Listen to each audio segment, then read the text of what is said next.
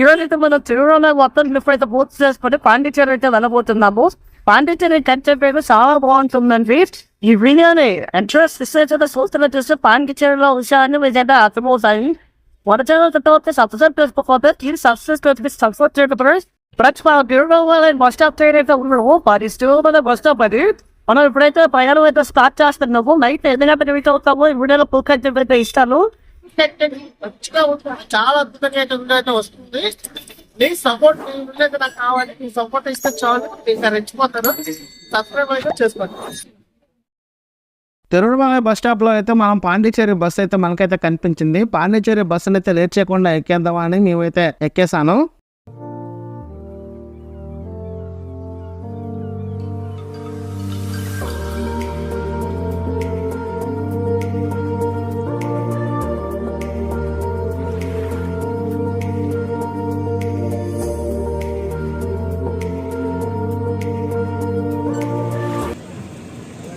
Tiruvannamalai to Pondicherry 90 rupees ticket అయితే ఉంది. Tiruvannamalai to Pondicherry మనం ప్రయాణం అయితే స్టార్ట్ అయితే చేసాము. తిరువణమలై టు 3 అవర్స్ అయితే జర్నీ అయితే పడుతుందని కండక్టర్ గారు అయితే మనకైతే చెప్పారు. ప్రజెంట్ అయితే మనం 7కి అయితే బస్ ఎక్కాము. ఎంత టైంలో రీచ్ అవుతామో కూడా మీకైతే వీడియోలో చెప్తాను. ఫుల్ డీటెయిల్స్ అయితే ఇస్తాను మస్ట్ అండ్ షుడ్గా. ఫ్రెండ్స్, మనం అయితే తిరువణమలై నుండి పాండిచేరికి అయితే రావడానికి 3 గంటలు అయితే అప్రాక్సిమేట్గా పట్టింది. ఇప్పుడు ఈ పాండిచేరిలో ఉన్న బస్ స్టాండ్ నుండి మనం అయితే రూమ్కి అయితే వెళ్తున్నాము. ఇక్కడ నుండి 800 మీటర్స్ అని చూపిస్తుంది. అక్కడికి వెళ్ళి రూమ్స్ ఉన్నాయో లేదో కూడా చెక్ చేసుకోవాలి. వీడియోని ఎక్కడ స్కిప్ చేయకుండా పూర్తిగా చూడండి ఫ్రెండ్స్.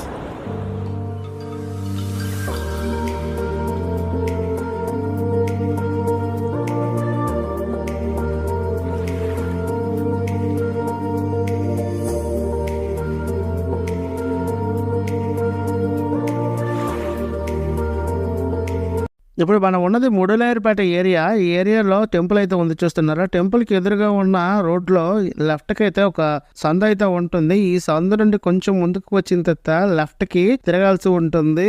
ఆ లెఫ్ట్ లో కొంచెం ముందుకు వెళ్తే మనకు కురుకురు సంతో హాస్టల్ అనే హాస్టల్ అయితే కనిపిస్తుంది. ఇక్కడైతే మనం రూమ్ అయితే తీసుకున్నాము.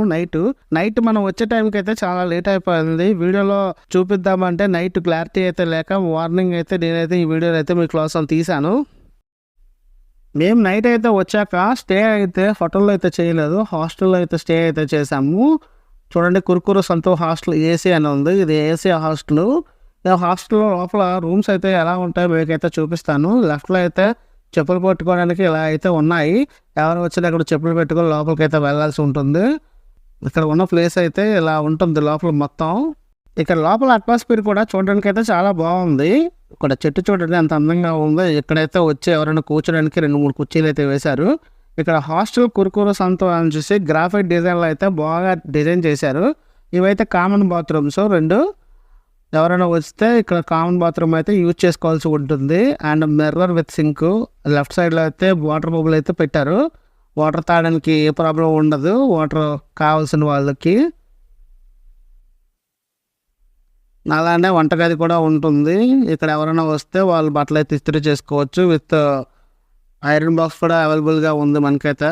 ఇదే మేము రాత్రి స్టే చేసిన బెడ్స్ అండి ఇవి.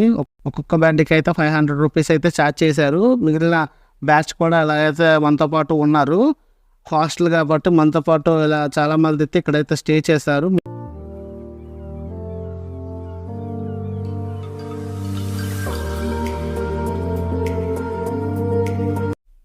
మేమైతే మార్నింగ్ పాండిచేరిలో ద మోస్ట్ బ్యూటిఫుల్ ప్లేస్ అయిన ఒక ప్లేస్కి అయితే బయలుదేరాము. అటువైపు వెళ్ళడానికి వెహికల్స్ ఏమీ లేక ఆటో అయితే మేమైతే బుక్ చేసుకుని వెళ్లాల్సి వచ్చింది.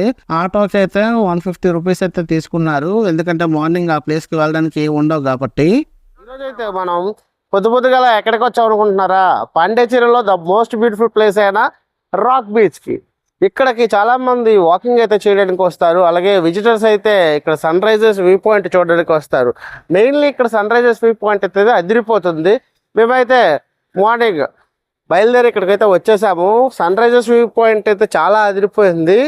అండ్ ఈ దగ్గరలో ఉన్న లొకేషన్స్ అన్ని కూడా ఈ వీడియోలో అయితే మీకైతే చూపిస్తాము. వీడియోని ఎక్కడ స్కిప్ చేయకుండా చూడండి. అలాగే ఇంతవరకు మన ఛానల్ సబ్స్క్రైబ్ చేసుకోకపోతే ప్లీజ్ సబ్స్క్రైబ్ చేసుకోండి.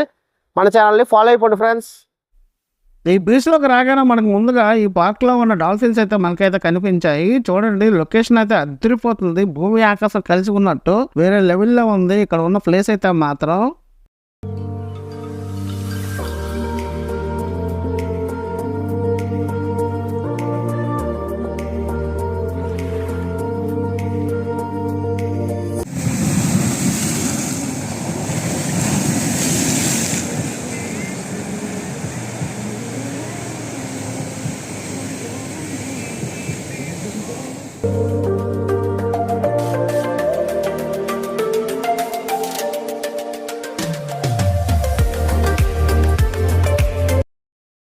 నేనైతే పాండిచ్చేరి వచ్చాక పాండిచ్చేరిలో ఒకటైన రాక్ బీచ్కి అయితే మార్నింగ్ సన్ రైజర్స్ చూడడానికి అయితే వచ్చాను.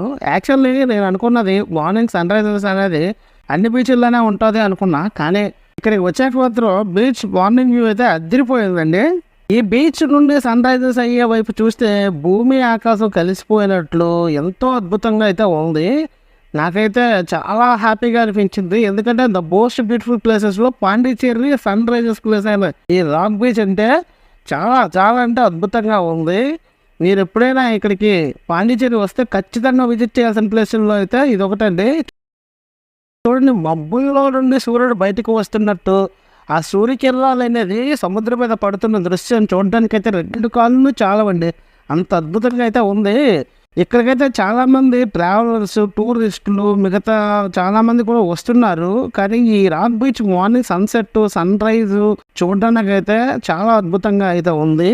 ఇక్కడికి చాలామంది వచ్చి ఇక్కడ సన్సెట్, సన్ రైజ్ చూసిన తర్వాత పక్కన ఉన్న వైట్ టవర్కి కూడా వెళ్తారు, అది ఫ్రెంచ్ వాళ్ళది.